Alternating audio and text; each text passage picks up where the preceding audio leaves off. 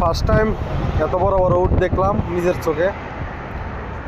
তো এগুলো হচ্ছে সৌদি আরবের মরুভূমিতে, এটা হচ্ছে বন্দি অবস্থায় পালে আর কি উটগুলা। অনেক বড় বড় উট, আর সবগুলোই প্রেগনেন্ট, বাচ্চা হবে।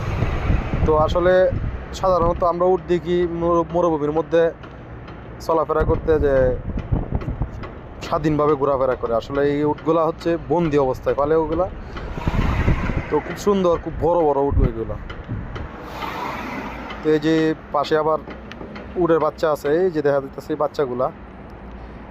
আর এই জায়গায় আমরা আসলে আসছি মূলত কাজ করার লাগি। আমরা ক্যামেরা কাজ করি, ক্যামেরা লাগাইছি এখানে উট দেখার লাগি।